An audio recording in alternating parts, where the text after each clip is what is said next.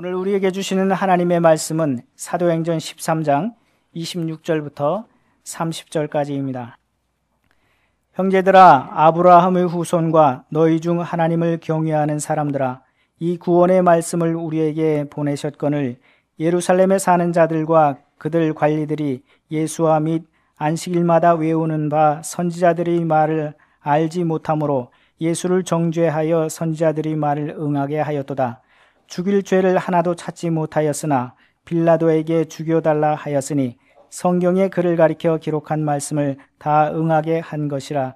후에 나무에서 내려다가 무덤에 두었으나 하나님이 죽은 자 가운데서 그를 살리신지라. 아멘. 하나님은 말씀이십니다. 그 말씀이 육신을 입고 이 땅에 오신 분이 성자 하나님, 죄인을 죄에서 구원하시기 위한 예수님이셨습니다. 하나님의 말씀이신 예수님에게 죄가 있을 리 없었습니다. 그러나 진리이신 예수님으로 인해 자신들의 종교적 기득권이 위축될 것을 우려한 유대교 지도자들이 유대 민중을 선동해서 빌라도 총독에게 예수님을 사형에 처하도록 압력을 가했습니다. 밀란이 일어날 것을 우려한 빌라도 총독은 예수님의 무죄를 확신하였음에도 예수님에게 사형을 선고했고 예수님은 십자가에 못 박혀 운명하셨습니다. 불의가 진리를 못 받고 악이 선을 짓밟으며 숨통을 끊어버리는 이런 일이 어떻게 일어날 수 있습니까? 하나님의 정의에 위배되는 일이 어떻게 하나님이 주관하시는 이 세상 속에서 일어날 수 있습니까? 하나님께서 정녕 살아계신다면 하나님의 정의와는 어긋나는 이런 일을 왜 하나님께서 방치해 두시는 것입니까? 이와 같은 끊임없는 질문들에 대해서 오늘 본문이 이렇게 대답하고 있습니다. 28절에서 29절 상반절입니다. 죽일 죄를 하나도 찾지 못하였으나 빌라도에게 죽여달라 하였으니 성경에 그를 가리켜 기록한 말씀을 다 응하게 한 것이니라.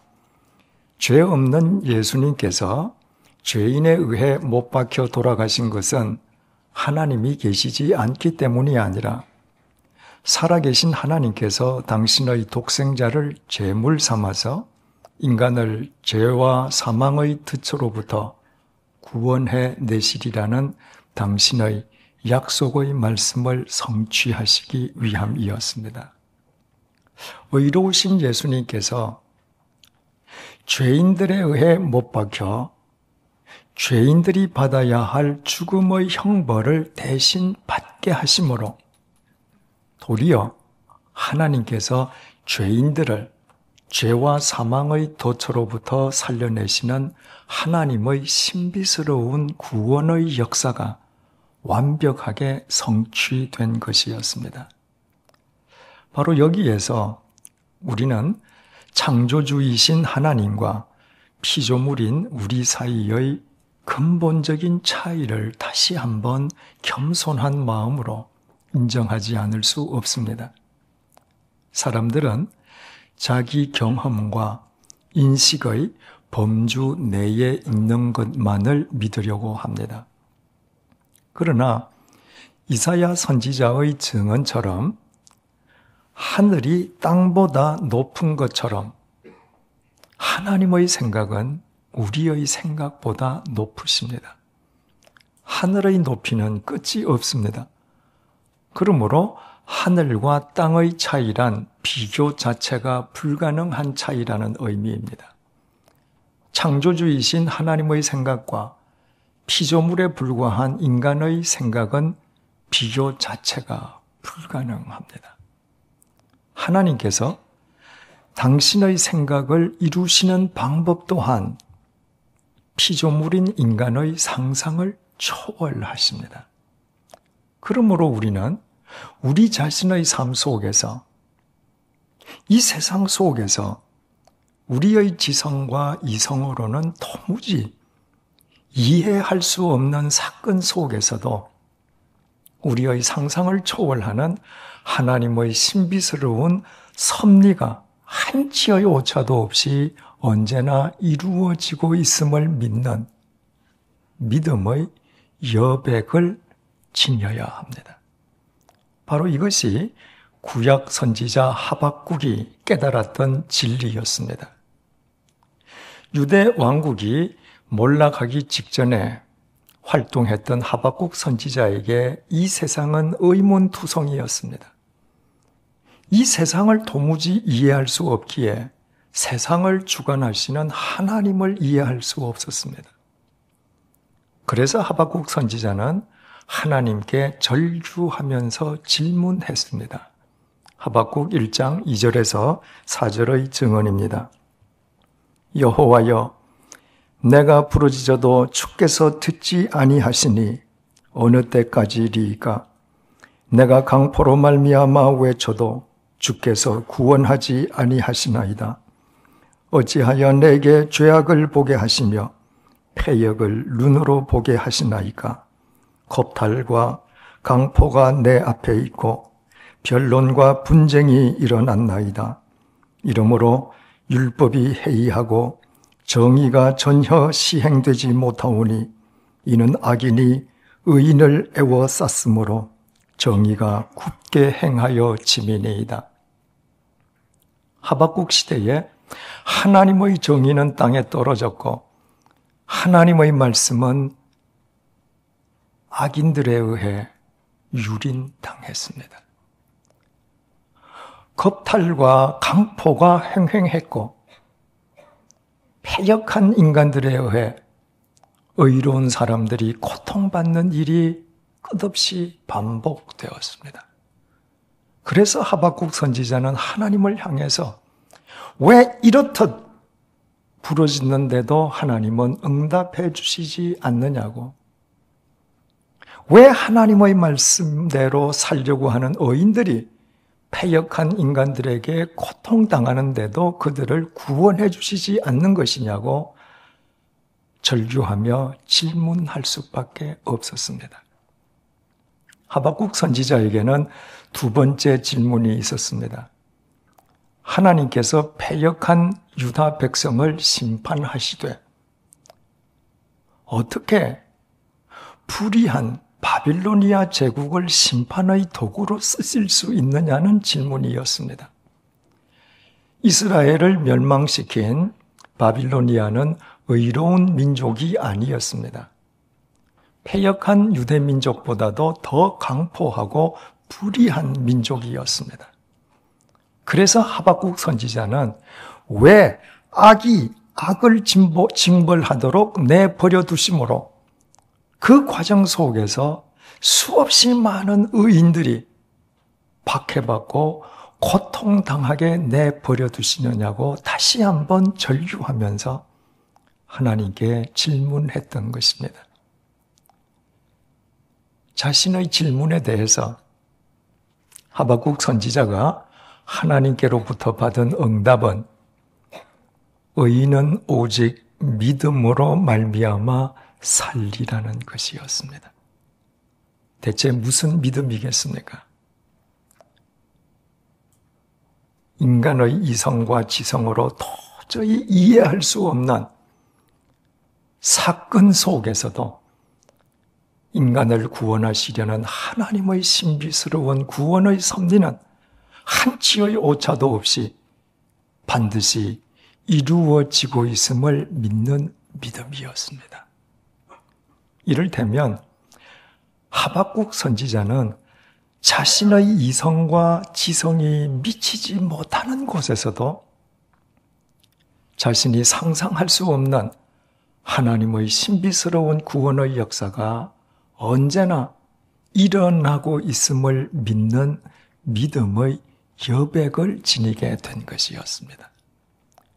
그 믿음의 여백을 지니기 시작하면서부터 하박국은 자신의 삶에 대해, 이 세상의 현실에 대해 예전과는 전혀 판이한 관점을 지니게 되었습니다. 하박국 3장 17절에서 18절입니다.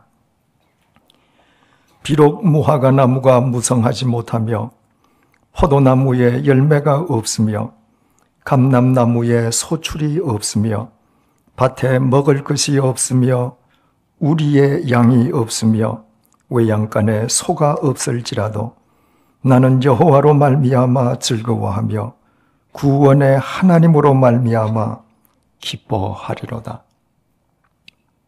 1년 동안 수고하고 땀 흘리며 애쓴 결과가 빈손이라 할지라도 수고하고 얻은 자신의 몫을 강포한 자가 강탈해 간다 할지라도 더 이상 원망하거나 의문을 제기하거나 불평하지 아니하고 도리어 구원의 하나님으로 인하여 기뻐하리라고 하박국 선지자는 고백했습니다. 자신의 이성과 지성이 미치지 못하는 곳에서도 자신의 상상을 초월하는 하나님의 신비스러운 섭리가 현재 진행형으로 이루어지고 있음을 믿는 믿음의 여백을 지닌 결과였습니다. 하나님을 믿는 사람에게 믿음의 여백을 지니는 것은 이처럼 중요합니다. 믿음이 실은 자기 이성과 지성이 미치지 못하는 곳에서 상상할 수 없는 신비스러운 하나님의 섭리가 이루어지는 것을 믿는 믿음의 여백을 의미합니다. 믿음의 여백을 지니지 못하면 하나님을 믿는다면서도 어쩔 수 없이 하나님을 자기 생각과 판단 속에 가두어 두는 어리석음에서 탈피할 수가 없습니다. 믿음은 전능하신 하나님 앞에서 어리석은 자기 자신을 탈피하는 것이고 그것은 믿음의 여백을 지니는 것으로 결론 지어지게 됩니다. 오늘의 본문은 하나님을 믿는 사람들이 믿음의 여백을 지녀야 할 당위성을 밝혀주고 있습니다. 29절 하반절을 보시겠습니다. 후에 나무에서 내려다가 무덤에 두었으나 예수님께서는 분명히 십자가에 못 박혀 운명하셨습니다. 물론 십자가가 나무로 만들어지긴 했었지만 십자가와 나무는 같은 말이 아닙니다. 당시 십자가는 사형수를 처형하는 죽음의 형틀이었던 데 반해서 나무 그 자체는 죽음의 형틀이 아니었습니다. 그런데도 본문은 사람들이 예수님의 시신을 십자가에서 내려 무덤에 안치했다고 말하지 않고 예수님의 시신을 나무에서 내려 무덤에 안치한 것으로 증언하고 있습니다. 이건 역시도 하나님의 말씀이 응했음을 일깨워주기 위함입니다. 신명기 21장 22절에서 23절의 증언입니다. 사람이 만일 죽일 죄를 범함으로 내가 그를 죽여 나무 위에 달거든 그 시체를 나무 위에 밤새 두지 말고 그날에 장사하여 내 하나님 여호와께서 내게 기업으로 주시는 땅을 더럽히지 말라. 나무에 달린 자는 하나님께 저주를 받았음이니라. 이스라엘 백성들이 요단강을 건너서 가나안 땅에 입성하기 직전 모압 광야에서 모세가 이 율법을 공포할 때 이스라엘 백성들은 그때까지 십자가를 본 적도 없었고 십자가를 알지도 못했습니다. 그들은 단지 어떤 형태의 나무이든 나무에 매달려 죽은 사람은 하나님의 저주를 받은 사람이라는 율법을 받았고 대대를 이어오며 그렇게 알고 살아왔던 사람들이었습니다. 본문이 사람들이 예수님의 시신을 십자가가 아니라 나무에서 내렸다고 증언하는 이유가 바로 거기에 있었습니다. 예수님께서 아무리 십자가에 못 박혀 비참하게 돌아가셨다 할지라도 예수님이 돌아가신 십자가가 금속으로 만들어졌다면 예수님은 저주받은 죽음이 아니었습니다. 그러나 예수님께서 못 박혀 돌아가신 십자가가 나무로 만들어져 있었기에 예수님의 죽음은 저주받은 죽음임을 분명히 밝히기 위해 본문이 이런 식으로 표현하고 있는 것입니다. 예수님의 죽음은 유대교 지도자들을 비롯해서 예수님을 죽음으로 몰아넣은 인간으로부터 저주받은 죽음이었습니다. 동시에 예수님의 죽음은 죄인을 대신한 죽음이었기에 죄인은 반드시 거룩하신 하나님 앞에서 죽어야 한다는 하나님의 율법으로부터 저주받은 죽음이었습니다. 율법과 인간으로부터 동시에 저주받아 저주의 나무에서 죽은 예수님의 죽음, 이 세상에 그보다 더한 저주의 죽음은 있을 수 없었습니다. 저주의 나무에서 죽은 예수님의 시신을 사람들이 무덤 속에 안치했습니다. 저주의 시신이 안치된 무덤이라면 그 무덤 역시 저주의 무덤일 수밖에 없습니다. 죽음과 무덤은 모든 것이 끝났음을 의미합니다. 저주의 나무에서 저주의 죽음을 받아 저주의 시신이 되고 저주의 무덤 속에 저주의 시신으로 안치된 예수님의 생애, 그분의 생애는 그래서 그렇게 끝나버렸습니까? 30절을 보시겠습니다. 하나님이 죽은 자 가운데서 그를 살리신지라. 하나님께서 예수님을 죽은 자 가운데에서 살리셨습니다. 우리말 죽은 자라고 번역된 헬라어 네크로스는 시체를 뜻하는 네퀴스의 형용사형입니다. 하나님께서 중병에 걸려 사경을 헤매는 예수님을 살리신 것이 아니었습니다. 의식불명의 가사 상태에 빠진 예수님을 살리신 것도 아니었습니다. 십자가에 못이 박혀 마지막 피 한 방울까지 다 쏟으시고 심장의 박동이 멈추어 버린 시신, 무덤 속에 안치된 시신, 모든 것의 종교를 뜻하는 시신을 다시 살리신 것이었습니다. 무덤 속에 시신으로 안치되었던 예수님께서 하나님에 의해 시신의 상태로부터 부활하신 것이었습니다. 여인들이 예수님께서 십자가에 못 박혀 돌아가신 지 사흘째 되는 날 새벽에 예수님의 시신에 향품을 발라드리기 위해서 예수님의 무덤을 찾았을 때 예수님의 무덤이 비어 있었던 이유가 이것이었습니다. 그때 예수님은 이미 부활하신 이후였기 때문입니다. 죽은 사람의 시신을 땅에 매장하는 우리의 장례 관습과는 달리 유대인들은 죽은 사람의 시신을 바위 동굴 속에 안치하고 동굴 입구를 돌로 막아 두었습니다. 그러므로 누구든지 동굴 입구의 돌을 치우기만 하면 그 속으로 언제든지 자유롭게 드나들 수 있었습니다.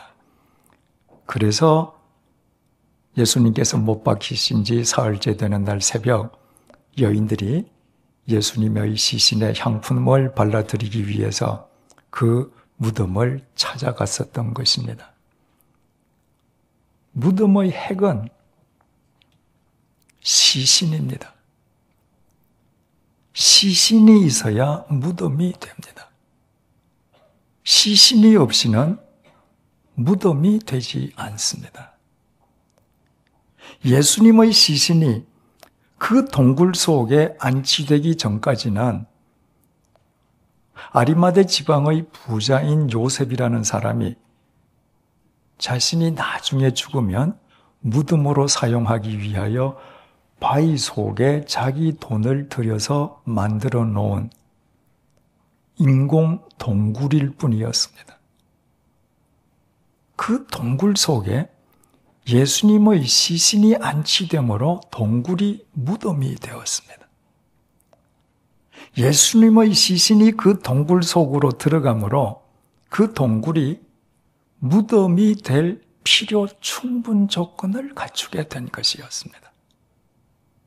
그러나 그 무덤 속에 시신으로 누워있는 예수님을 하나님께서 다시 살리심으로 그 무덤은 더 이상 무덤일 수가 없었습니다.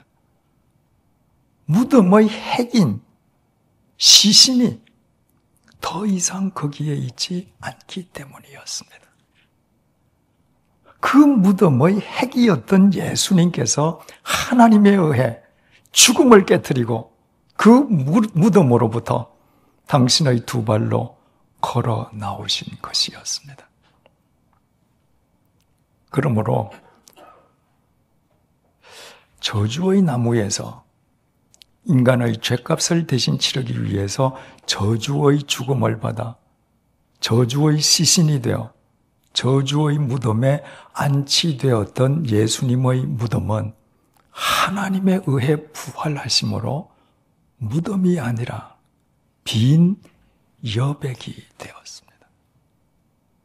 그 여백은 인간의 죽음을 깨뜨리는 하나님의 생명이 역사하시는 여백,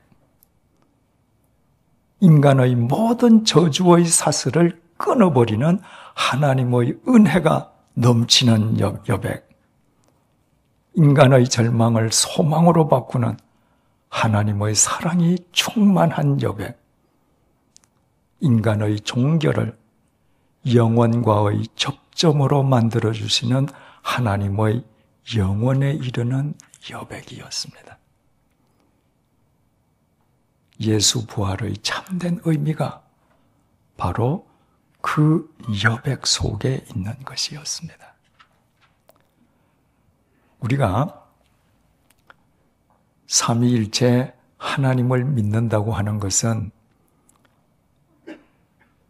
예수님의 시신이 안치되어 있던 그 무덤 속에 예수님께서, 하나님께서 부활의 역사를 일으키시어 그 무덤이 빈 여백이 된 그 여백, 그 여백을 자신의 믿음의 여백으로 삼는 것입니다. 예수님께서 십자가에 못 박혀 돌아가시기 전에 사랑하는 제자들에게 당신의 죽음과 부활을 수차례나 예고하셨습니다.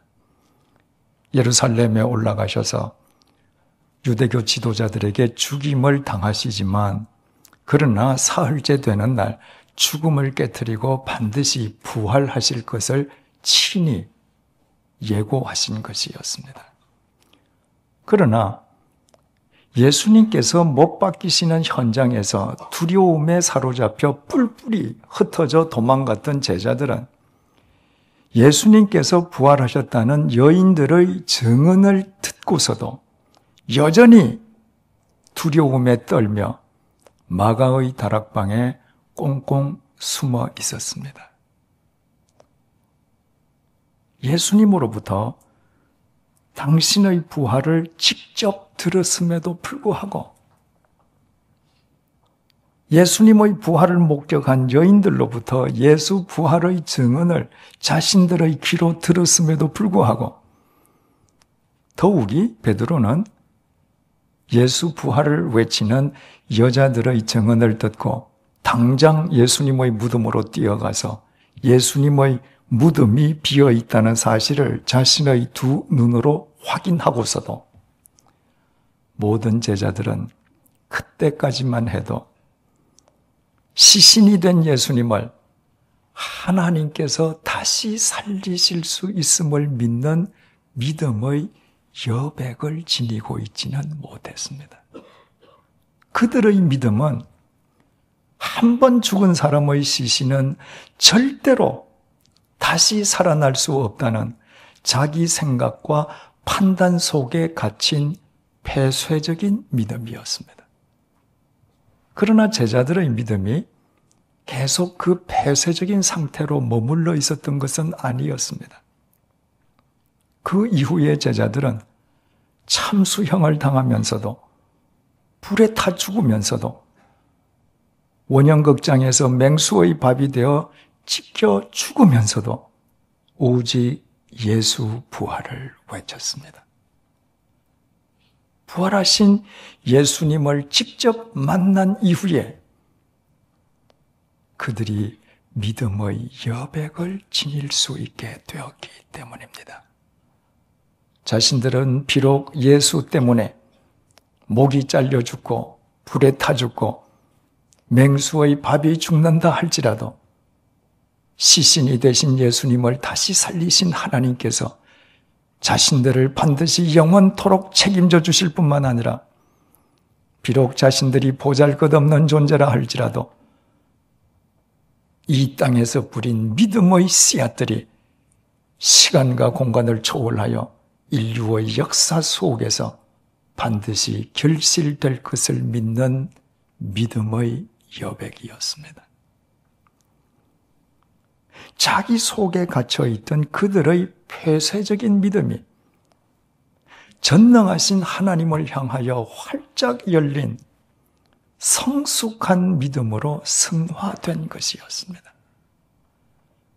그 제자들이 지니고 있던 그 믿음의 여백을 통로로 하나님께서 지난 2000년 동안 당신의 섭리를 이루셨고 오늘날 이 시대에도 이루고 계시며 앞으로도 계속 이루어 가실 것임은 두말할 나위가 없습니다. 4주 전에 목요 강좌 시간을 통해서 이어룡 교수님께서 어린 시절 어느 날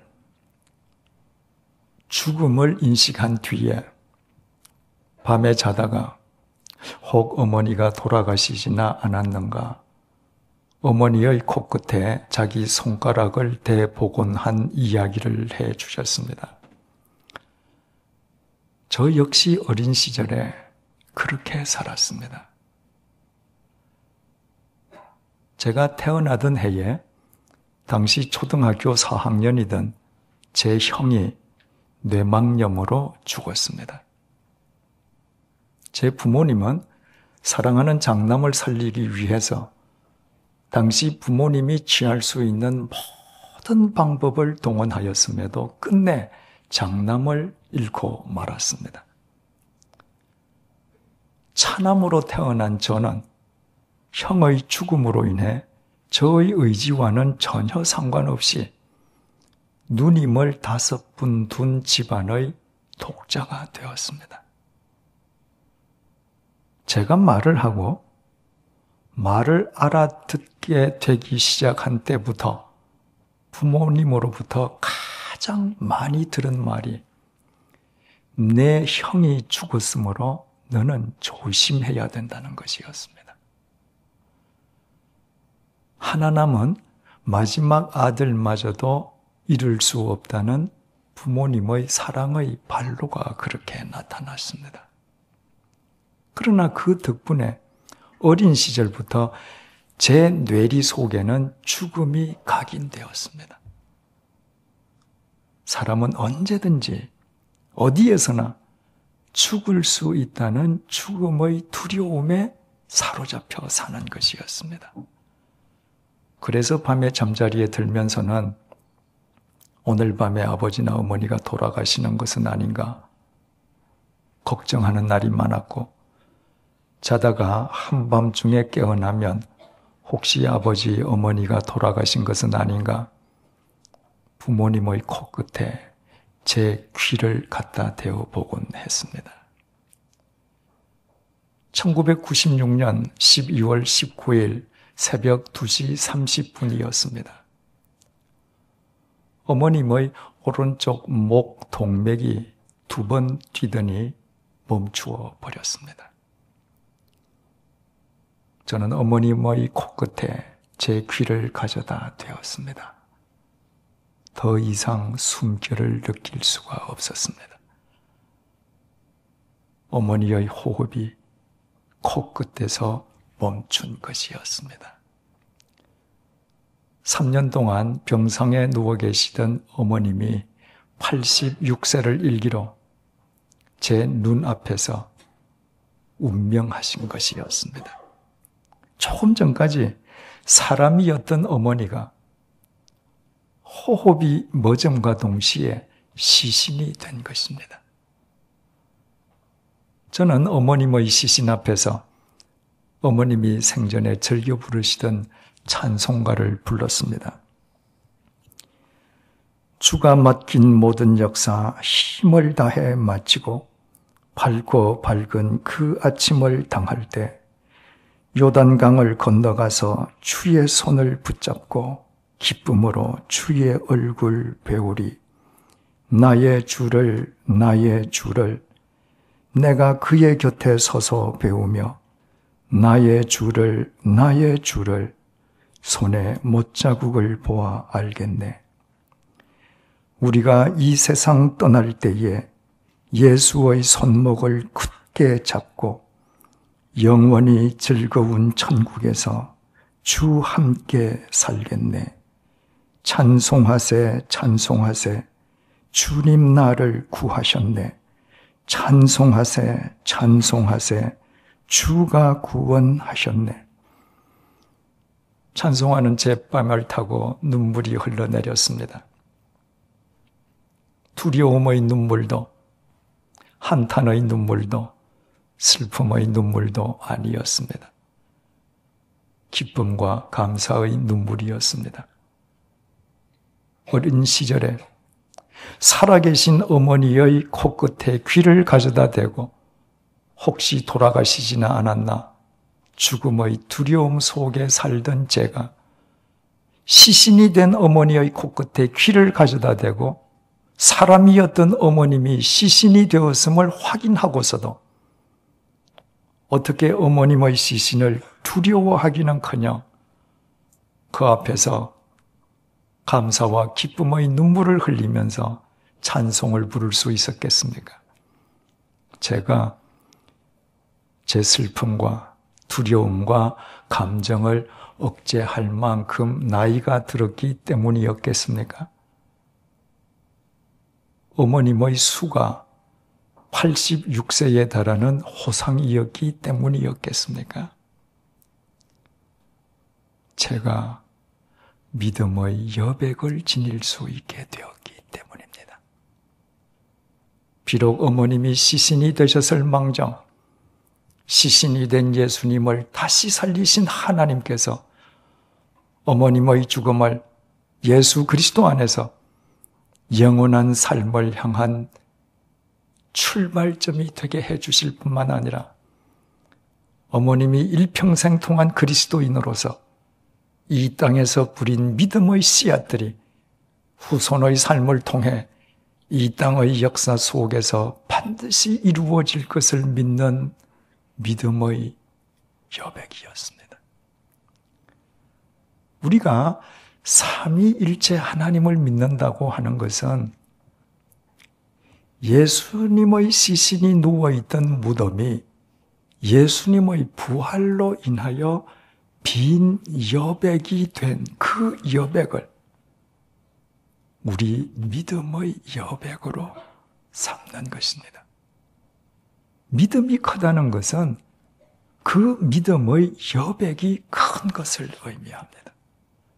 믿음의 여백이 확장될수록 확장된 그 여백 속에서 하나님의 능력은 더 크게 역사하십니다.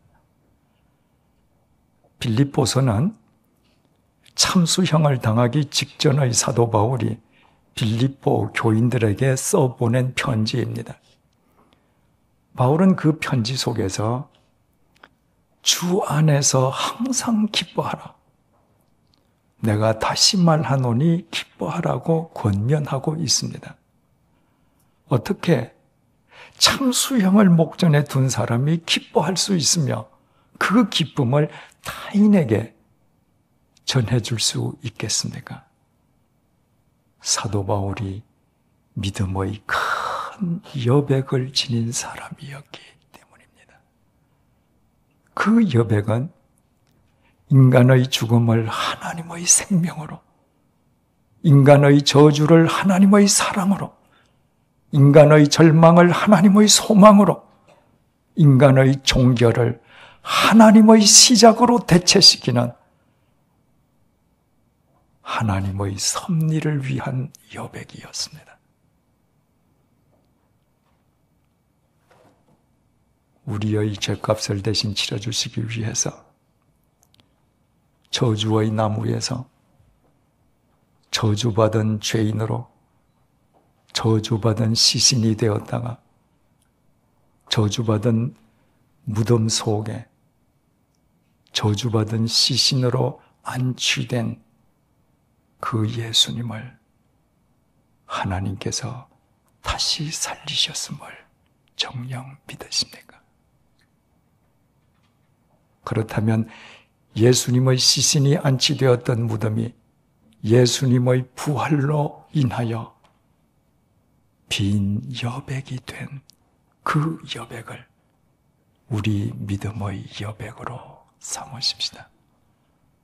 그때부터 우리의 삶은 그 의미와 가치, 질과 수준이 달라지게 됩니다. 그 여백이야말로 하나님의 능력이, 하나님의 사랑이, 하나님의 생명이, 하나님의 은총이 우리를 위해 살아 역사하시는 하나님의 공간이기 때문입니다. 기도하시겠습니다.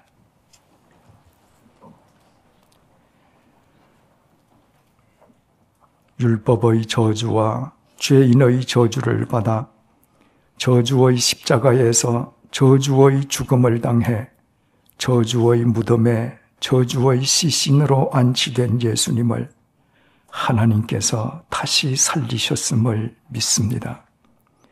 저주의 무덤 속에 저주의 시신으로 안치되었던 예수님께서 저주의 죽음을 깨트리고 저주의 무덤으로부터 걸어 나오셨음을 믿습니다. 예수님의 부활로 인해 예수님의 시신이 안치되었던 무덤이 빈 여백이 되었음을 믿습니다. 그 여백이 우리 믿음의 여백이 되게 해 주십시오.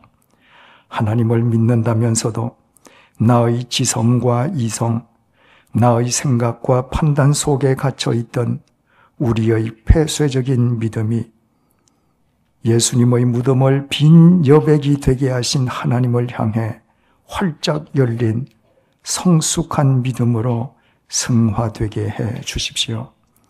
오직 삼위일체 하나님을 믿는 우리 믿음의 여백이 우리의 이성과 지성, 우리의 생각과 판단을 초월하여 날로 확장되게 해 주십시오. 불의에 이리저리 치이고 수고하고 땀 흘리며 애쓴 결과가 빈손이었는데도 도리어 구원의 하나님을 기뻐하던 하박국 선지자의 믿음의 여백이 우리의 여백이 되게 해 주십시오.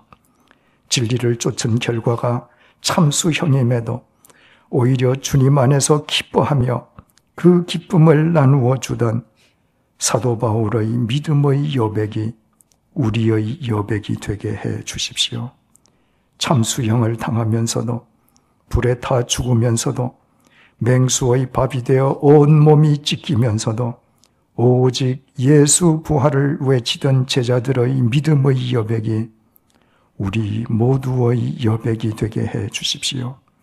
그 믿음의 여백으로 인해 우리의 삶이 하나님의 생명으로, 하나님의 사랑으로, 하나님의 능력으로, 하나님의 소망으로, 하나님의 평안으로 날마다 충만하게 해 주셔서 우리의 매일매일이 부활의 새날이 되게 도와주십시오. 예수님의 이름으로 기도드립니다. 아멘.